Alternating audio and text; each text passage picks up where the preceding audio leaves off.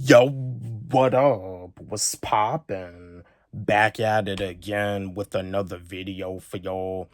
And this is another hip hop related video. I got another question for y'all because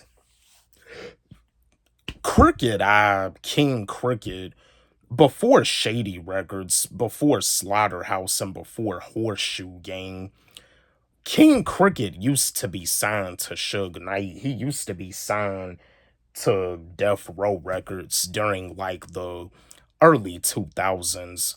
But with Suge Knight being in and out of prison, his contract with Death Row Records had like expired, and with him being signed to Death Row Records, it seems like it didn't really like work out for him like that because of the fact that Suge Knight stayed in and out of trouble.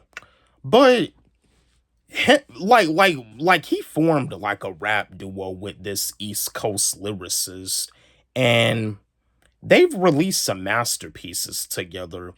And I was just wondering, what if Suge Knight signed Joell Ortiz to Death Row Records while Joell Ortiz was on the come up?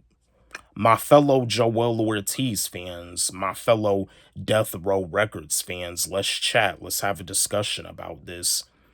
Because if this would have happened, Joell Ortiz and Cricket Eye, they would have met earlier and they probably would have formed the rap duo Crook and Joell during this time. But yeah, my fellow Joell Ortiz fans, let's chat. Do y'all feel that it would have been nice if Joell Ortiz signed to Death Row Records while he was on the come up? Let's have a discussion about this.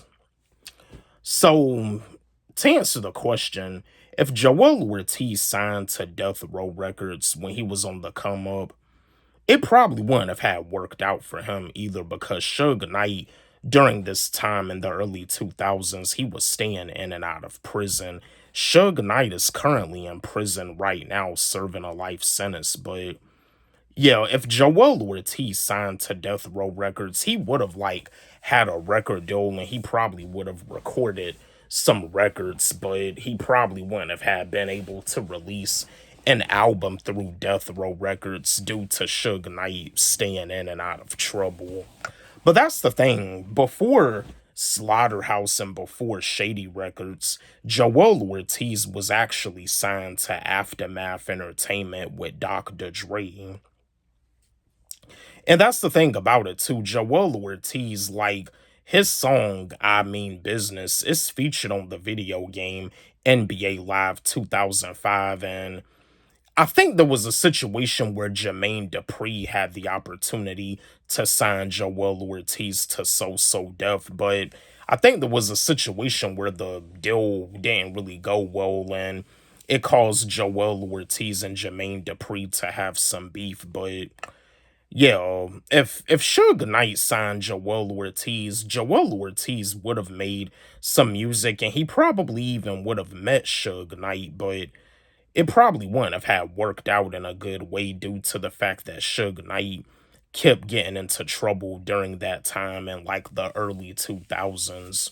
But yeah, my fellow Joell Ortiz fans, my fellow Death Row Records fans, let's chat. Do y'all feel this would have been dope if it would have happened? Let's have a discussion about this. Don't forget, like, subscribe, hit the notification bell on my channel, comment, share, like the video. And again, my new song, my new track, my new record got success on my mind. It's on my YouTube channel and it's also on my SoundCloud. Y'all can follow me on SoundCloud at Wally G. It's also on my TikTok, and you can follow me on TikTok at Wally G 25. Let's run it up. Let's blow it up. Love y'all.